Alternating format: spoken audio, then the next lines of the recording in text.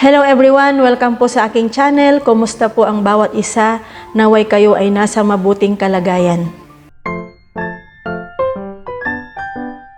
Nababalisa ka ba o nag-aalala sa iyong buhay?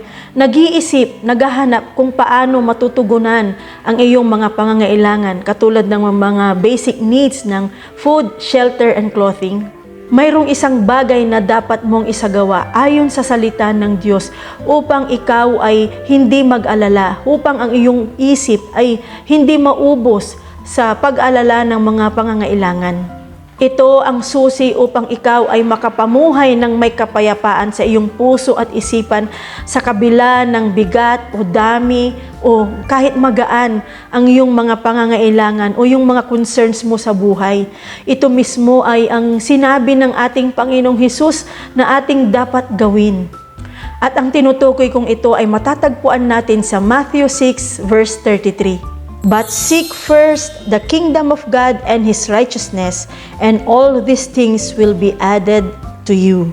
Sa Tagalog, ngunit higit sa lahat ay pagsikapan ninyo na kayo'y pagharian ng Diyos at mamuhay ng ayon sa Kanyang kalooban, at ibibigay niya sa inyo ang lahat ng inyong pangangailangan.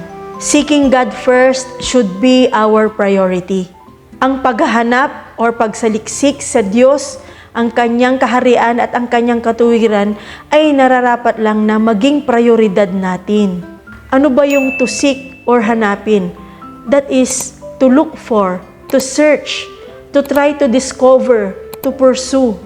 Hanapin mo ang kaharian ng Diyos at ang Kanyang katuwiran bago ang lahat, higit sa lahat. Ano ba yung kingdom of God or yung kaharian ng Diyos? Ito ay ang pangwalang hanggang paghahari ng Diyos. It's either na dito sa mundong ginagalawan natin or sa bawat puso ng mga tao. At ang kaharian na ito ay pumapaloob ng may pagpapatawad, may katuwiran, mayroong pagpapakumbaba, mayroong pagbabahagi ng salita ng Diyos, may paggawa ng mabuti. So kung ang mga bagay na ito ay nasa isang puso ng tao, ibig sabihin ay nandoon naghahari ang Diyos, nandoon yung Kanyang kaharian. Saliksikin mo muna ang Diyos bago ang lahat.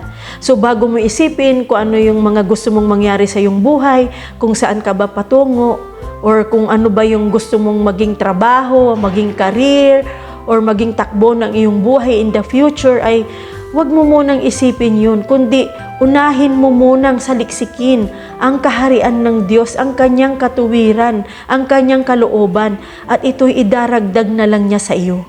Ito na yung kasagutan, ibinigay na ito ng Panginoong Hesus na para tayo ay maligtas or hindi na tayo masyadong ma-stress or mabalisa at mag-alala sa kung ano-ano mang mga pangangailangan natin sa buhay, kung ano man yung mga alalahanin natin. Hindi na natin kailangang maranasan ang mga ito kung sasaliksikin natin, uunahin muna ang kaharian ng Diyos. At kung sinasabi rin na seek first God or seek first His kingdom and His righteousness, ay ito rin ay tumutukoy sa personal na pakikipag-ugnayan mo sa Diyos. Ang magkaroon ka ng pakikipagpalagayang loob sa Diyos or yung intimacy with God. Kumusta ba ang relasyon mo sa Diyos? Anong antas or level na ba ang iyong relasyon sa Kanya? Yung relasyon natin sa Diyos ay siyang yung reference point or yung parang basihan kung paano ba natin i-handle or harapin yung mga sitwasyon natin sa buhay. So halimbawa kung kunti lang or malit lang yung pagkakakilala mo sa Diyos, so iba rin yung pagtingin mo sa sitwasyon mo. Pero kapag ka lumalalim ka araw-araw sa iyong relasyon sa Diyos, patuloy na kinikilala mo siya, patuloy na naghahari ang kaharian niya sa iyong buhay, ay mas lalo kang lumalago, mas lalong lumalalim yung relasyon mo at yung pananampalataya sa Kanya. At nababawasan yung pag-alala mo dahil nagtitiwala ka sa Diyos. Di ba madali kang mag-alala, ma-stress, ma-pressure, or mabalisa pag may mga dumarating na mga pangangailangan or yung mga challenging situation kapag hindi araw-araw or madalang ka lang makipag-ugnayan sa Diyos. Pero kapag constant yung relationship mo sa Kanya, palagian kang nakikipag-ugnayan, nakikipag-communicate sa Diyos, ay Tiyak na mapapanatag ang iyong kalooban dahil alam mo na yung mga pangangailangan mo na yun ay idaragdag niya sa iyo. Sekundary or pangalawa na lamang yung paghahanap natin sa ating mga pangangailangan. Pahalagahan muna natin ang ating relasyon sa Diyos. Saliksikin muna natin ang Kanyang katuwiran, ang Kanyang kaharian. Dahil ang lahat ng mga pangangailangan natin ay siya rin naman ang tutugon. Develop your relationship with God first before looking for your needs. The kingdom of God first before any concerns in life. God wants His kingdom to reign in us and through us. Napakagandang tignan kung ang mga tao o ang bawat tao ay pinaghaharian ng Diyos, na kung saan ay naisasagawa natin ang Kanyang kalooban, nagiging ilaw at asin tayo sa sanlibutan. Nais ng Diyos ng bawat tao ay pagharian niya, na kung saan ay mayroong pagmamahalan, mayroong pagpapatawad, mayroong pagbibigayan, mayroong paggawa ng mga bagay na kalugod-lugod sa Diyos at ipinapamahagi ang Kanyang salita sa mga taong wala pang pagkakakilala sa Kanya. Nais ng Diyos na hindi lang ito mangyari sa atin na tayong mga nakakakilala na sa Kanya, bagkus ay nais niya rin na ang mga taong namumuhay sa kadiliman, mga bilanggo pa ng mga kasalanan, ay nais niya rin na makalaya sila upang mapagharian din siya ng Diyos. Na yung mga taong napapagod ng mabuhay at kumbaga ay nawawalan na ng rason o ng purpose para mabuhay, mabigyan muli ng panibagong lakas upang magpatuloy na mabuhay. At ikaw ay ako ay gagawin niyang instrumento upang ang mga taong ito ay makakilala rin sa Kanya. Nais ng Diyos na tayo ay maging instrumento upang maging daluyan tayo ng Kanyang kalooban sa mga taong wala pang pagkakakilala sa Kanya at upang siya ay maghari sa kanilang buhay. Magpagamit tayo sa Diyos upang lumawig ang Kanyang kaharian. Saan man tayo tinawag, anuman yung trabaho natin, anuman yung sphere of society, tayo nakatalaga ay magpagamit tayo sa Diyos. Halimbawa, sa media, sa education, sa business, sa politics, sa church, sa sports, kahit saan ka man inilagay ng Diyos, impluwensyahan mo ang area na yun para lumawig, lumaganap ang kaharian at katuwiran ng Diyos. Seeking God unlocks His provision. Ang paghahanap o ang pagsasaliksik sa Diyos, sa Kanyang katuwiran, sa Kanyang kaharian ay siyang susi upang mabuksan ang pintuan ng Kanyang provision sa iyo. Kung ating babasahin sa mga naunang talata ng Matthew chapter 6 ay sinabi na ng Panginoong Hesus na alam na ng Diyos Ama ang lahat ng ating mga pangangailangan bago pa man tayo humingi o bago pa man tayo lumapit sa Kanya.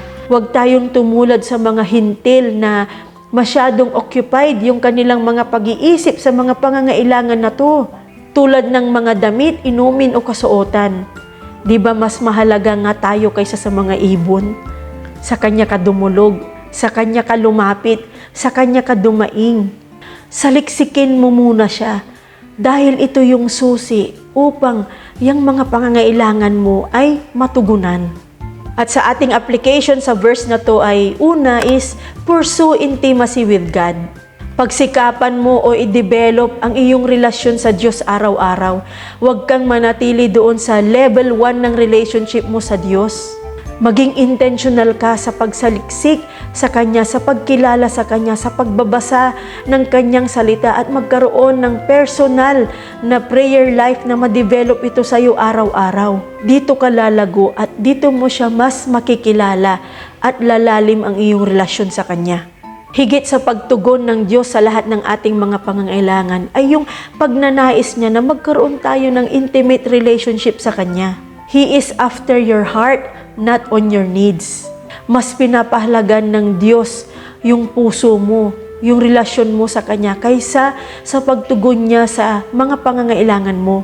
Merong ibang level ng kagalakan or joy ang isang tao kapag nagkaroon siya ng intimate relationship with God. Minsan mahirap itong ipaliwanag dahil kahit sa kabila ng mga sunod-sunod na mga pangangailangan na dumarating or may mga sitwasyon na napakahirap sa buhay ay nandyan pa rin yung kagalakan. And I think that is one gift of being intimate with God. Yung magkaroon ka ng joy in the midst of hardships, in the midst of hopeless situation, or in the midst of many needs. Pangalawa is, let God's righteousness reign in you. Mamuhay ka ng ayon sa kanyang katuwiran, ng naaayon sa kanyang kaharian, at mananahan ang kanyang kaharian sa iyo. Mamuhay ka ng naaayon sa kanyang layunin, at paghaharian ka ng Diyos. At ang pangatlo, kung nasaliksik mo na ang Diyos or patuloy mong sinasaliksik ang Diyos, don't worry about your life and your needs. Kapag siya ang inuna mo, ang lahat ng iyong pangangailangan ay kanyang tutugunin. Yan ang pangako niya. Mayroon bang bumabagabag sa iyong isipan? Mayroon ka bang mga pangangailangan na hindi natutugunan? Bakit hindi mo subukan na saliksikin? Hanapin muna bago ang lahat ng mga ito ang katuwiran at kaharian ng Diyos. Sa pagsasagawa nito ay iyong masusumpungan ang katugunan ng Diyos at magkakaroon ka ng mapayapa at masayang relasyon o pakikipag-ugnayan sa Diyos. Maraming salamat sa iyong panunood at naway makatulong ito anuman ang sitwasyon na nararanasan mo ngayon. Hanggang sa muli at God bless.